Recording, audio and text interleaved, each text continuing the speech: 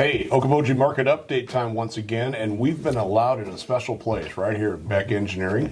I'm amazed they let us in the door. Yes. Yeah. All kidding aside, ladies and gentlemen, I think just about anybody could stop in and say hi to these wonderful folks here. So, Beck Engineering, been here a long time. With us is Stacy Tegmeyer, and he's a surveyor.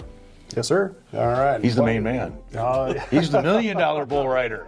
I wouldn't go that far. There's plenty of engineers here. So, but in your world, you physically go out and look at properties. Yes, sir. Yeah. Yep. We have a couple main roles here at Beck Engineering. One that we do as surveyors is to find people's property lines and create legal descriptions for new property. And another part that we provide for this company is that we actually go out and collect the information when they're going to do a school addition, new road, something like that. We actually go collect the information for them, bring it back, so they can get on the computer and start the design. Okay, so and it's the one thing that we kind of think about is it happens occasionally is somebody purchases a property or sells it, and they want the true definition of a lot line. Where's it at? You know, because sometimes neighbors have a good old boy handshake. That's okay. You can park that over there, and you know, new change happens. And they're like, well, why is that 72 Pinto sitting on them on lot? Right. So they have you come out and check it out, correct? Yeah, exactly. Yep. Come out, identify the property lines, get it marked for everybody, and drop a plat and get it filed to the courthouse. So digging up lot pins, right? Yes, sir. Yep. So that's always I bet that's a chore in some places. It sure is. Yeah. Especially we work all year round too. So it's wintertime through the frost. We're chipping away. And one thing with the Iowa Great Lakes, so many diverse properties with lot lines. It always amazes me when we get to looking at the assessor card or the GSI maps and whatever of how these lots are laid out. It's pretty fascinating for you guys, isn't it? Yeah, it sure is. Yeah, we get all sorts of properties here. We got the lake lots, we got the rural country lots, so it's a good mixture of all that right here. Very cool. So one of the things we definitely wanted to highlight, folks, is with the flooding of last year, and it's one of the reasons we wanted to stop by here at Beck Engineering is to kind of give folks an idea of what may happen with your property if it is close to a floodplain. Obviously, you can't take anything out of a floodplain if it's fully in there. Right. Yep. Yeah, so FEMA, historically they had pretty rough flood maps, and we were getting asked we were doing a lot of letter of map amendments, the LOMAs. We were verifying people's properties were either in or out of a floodplain. A few years ago, FEMA redid their maps, and they're much better. We've done a few dozen LOMAs since then, and the maps have been pretty accurate. But once in a while, we'll find that a property might be shown as in the floodplain, but we can work with the property owners to get them out of the floodplain. Okay. And what's going to define LOMA? That is... Oh yeah, letter of map amendment.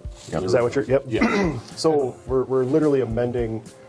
It's a letter that the end result, if we're successful, we'll get a letter from FEMA, and the idea is it'll amend the map, the flood map. So so letter of map amendment. And a lot of those, how you come up with those determinations is the dam up on Big Spirit, correct?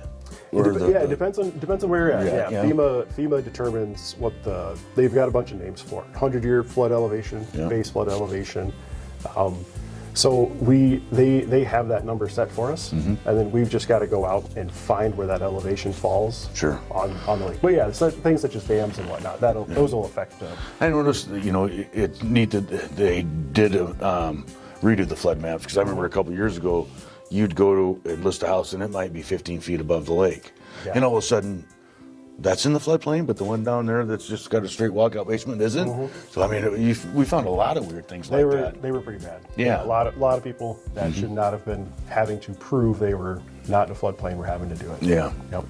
And it's the expense of this is anywhere from $1,500 to $2,000 to have that done. Yeah. It is. And you think of that, it's an expense, especially when you're buying a home. But if you got to buy that insurance, that's nothing compared to the... Yeah, most people who call who have been told, hey, you've got to get flood insurance, here's what it costs. Usually our fees are much lower than what it would cost for flood insurance. Sure. And once again, there is a fee for you to come out and do the service, but to get that LOMA letter, Mm-hmm. another cost incurred as well. Yeah, what we do is, if the first thing we'll do is we'll go out, check the elevations. We'll know right away if you're going to pass, fail, or something in between. Can we work with you and FEMA to get you out? If you're going to fail, we'll just stop right there. And we'll just do time and material, try to keep your invoice as cheap as possible. Sure. A couple $100, whatever. If you're going to pass, then we usually do like a flat rate. There's a lot of paperwork after the field work. The field work, we're out there for 30 minutes. Sure. But there's a lot of paperwork after that. So then it's a flat fee of like the 1,500, 1,800 up in there.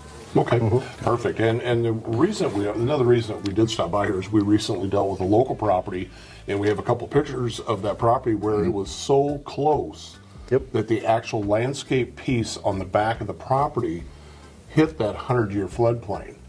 And what we determined was, in order to take it out, was to just build, come in and possibly shore up just a 1 foot to maybe 2 foot berm across the back of this landscaping to take it out of the floodplain. Right, yeah. If you've got a house that has typically like steps or deck posts are the culprit. If any part of your house is below that floodplain elevation, that's what FEMA's concerned about. We've had plenty of clients who can bring in some fill around the house, and there's a special LOMA for that. It's actually a LOMA F letter map revision based on fill. So it's something we work with FEMA to do. So you can bring in fill, put it around the house. We've had a few people who have disconnected the steps that are causing the issue, and then we can supply FEMA with the elevation that's going to pass, and then they're legit. Yep.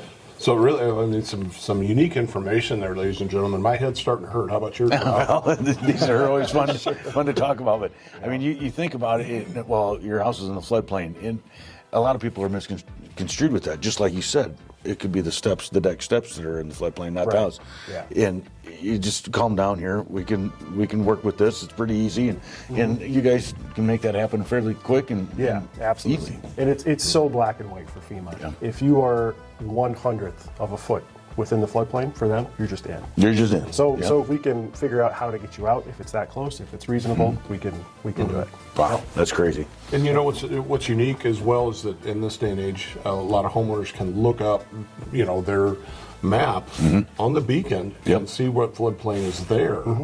And if they examine that a little bit and play with it a little bit and say, God, I can't really tell, easily give you guys a call. Oh yeah, give me a call here at Beck Engineering. We'd be happy to help you. Yeah. Cool. Well, man, this is really good stuff, man. I'm digging it.